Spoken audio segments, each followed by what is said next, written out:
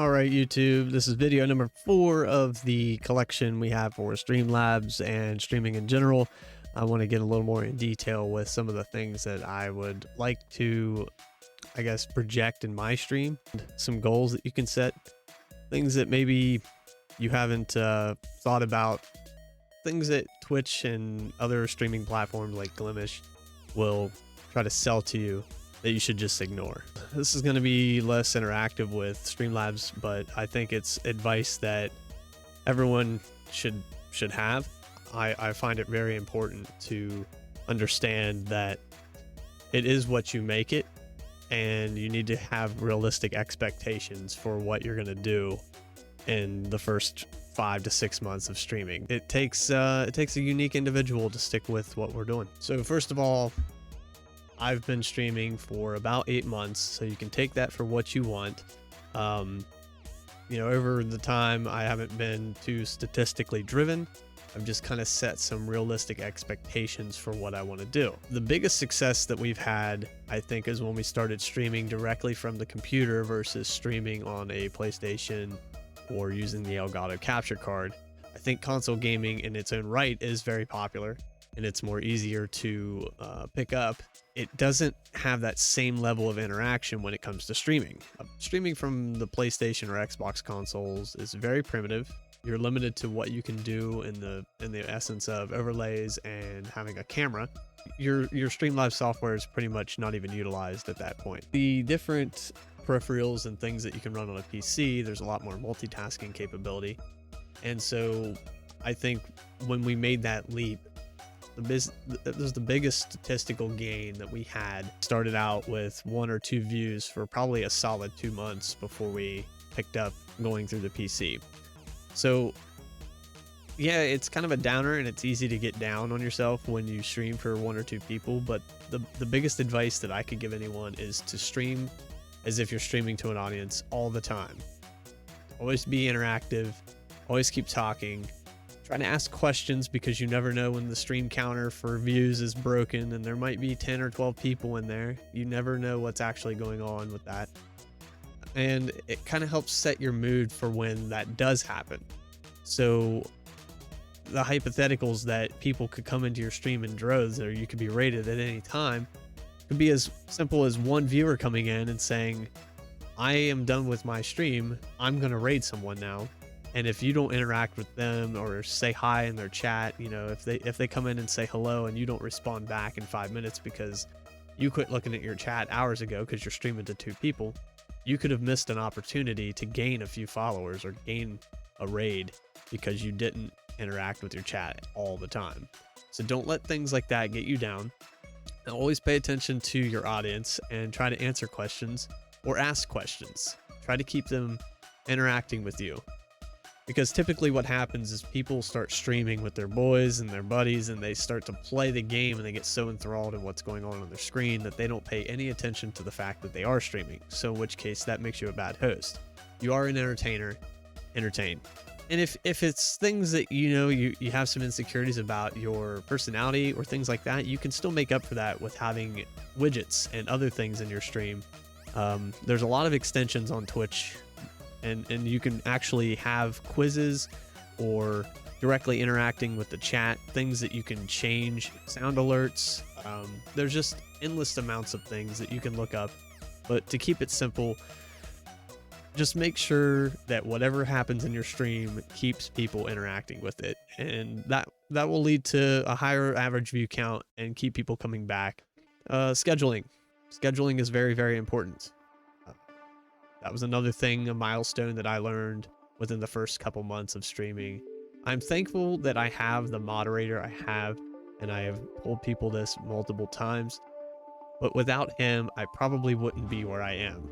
And I say that as modest and as humble as possible, because I also have to be the guy that executes those ideas, but he does know what he's talking about, and he pushes me to do better. You got to set up a time in a certain amount of days a week. I would not recommend streaming 24/7. Now, I know that's physically impossible. What I mean is I don't want a streamer to come on 7 days a week and stream for 2 people. For one, that's going to hurt you as a streamer, it's going to be harder for you in the long run to get out of that slump and bring up your view counts and get on the board. So what you want to do is pick 2 to 3 days a week starting out and set a time that you'll stream. For me, it was late in the evening. That was my time slot. So 9 p.m. that worked great. And just stream until, you know, either you think you've set a good amount of hours in, or, you know, when the view count starts to fall off, kind of pay attention to that. But for 9 to 1 a.m., that's how I've been doing it. Some people's work schedules change a lot, but try to find that exact window that you can consistently stream on that day. And you don't have to set the same time for every day. You could stream 2 to 4 or 2 to 6 on Monday, and then turn around on Tuesday, stream 8 to 12. It doesn't matter as long as it's a set schedule. That will keep the same people coming back into your stream, and it sets a precedence for habit.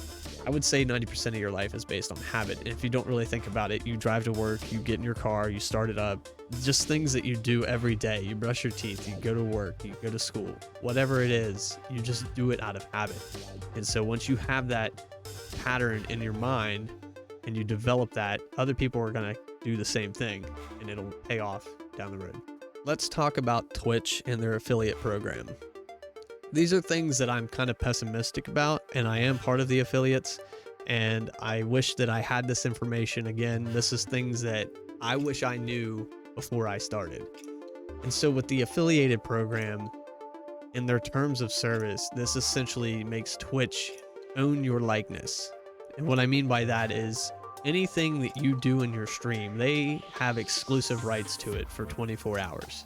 Not saying they own you personally, but they do own your likeness.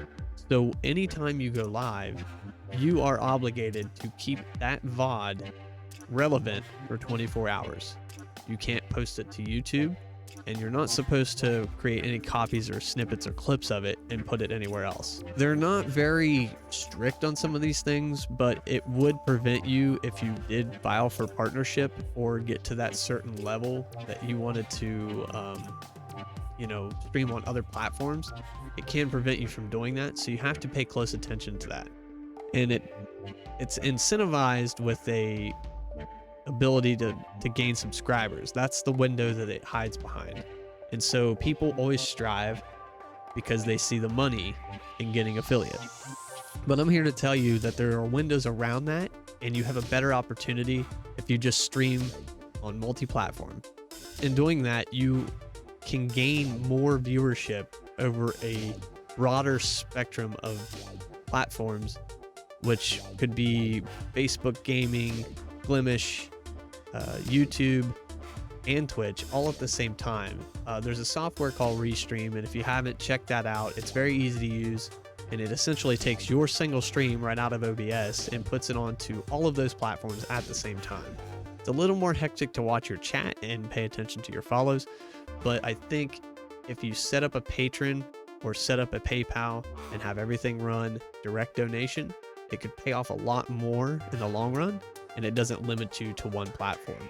And then you can kind of test the waters with, well, I streamed on YouTube and I had 30 or 40 people watching versus I streamed on Facebook and only had 3 or 4 people watching. So over a course of a few months, you might find that you had a bigger following on a different platform, and you'll just prefer that one over the rest. And then you can kind of narrow yourself down to just that platform and then invest your time into it. There's a lot of right and wrong ways to do this, but I think that's the best piece of advice that I could give anyone that is looking to get affiliated. It's not all it's cracked up to be, and I think that the milestones kind of just set like a thing that you're actually accomplishing something, when really those are things that could be attainable by just turning on your cell phone and having your girlfriend watch at the same time. That's not really helping you get better at streaming. The statistics don't make you a better streamer. So in my opinion, go with what you think is your best option and don't limit yourself to a specific platform. So the final topic that I want to talk about is your expectations in general. Very few people ever come onto a streaming platform and make it big in their first month or even their first year. There are people that have been doing this for 5, to 7 to 10 years that still only have a few thousand people watching them at any time.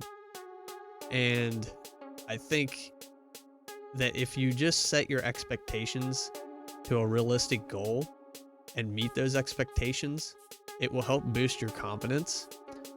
I don't think that people really know what to expect when they first start Twitch. And so when they come on, they just they're quiet, they're shy, they don't interact too much with their chat, or they may not have anybody even viewing for the first couple weeks that they're in. It's really hard to keep going and keep your mindset where I'm gonna keep doing this, it's not a waste of time. It'll eventually pay off, and it does.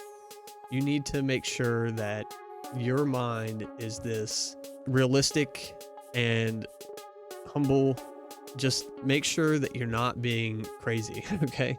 Because there's a lot of things that Twitch will do and manipulate, and it's very hard to become discoverable directly on Twitch.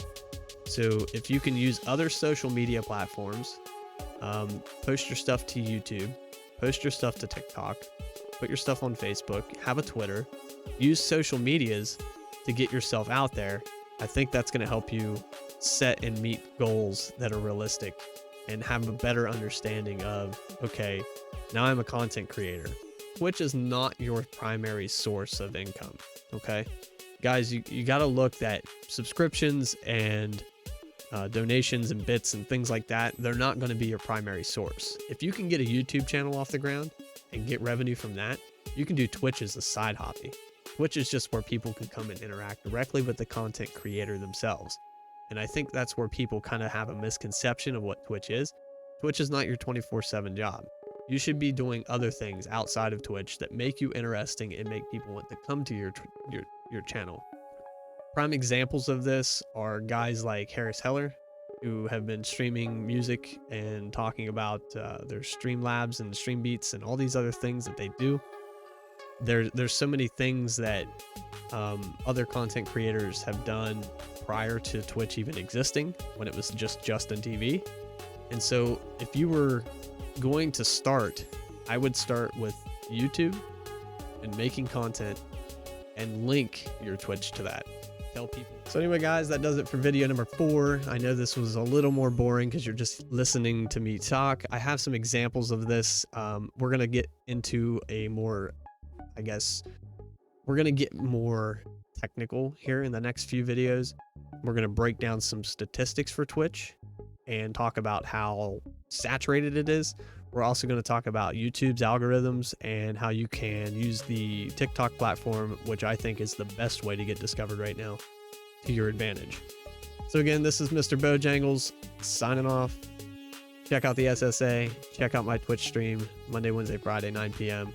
And I'll see you guys in the next one. Stay average.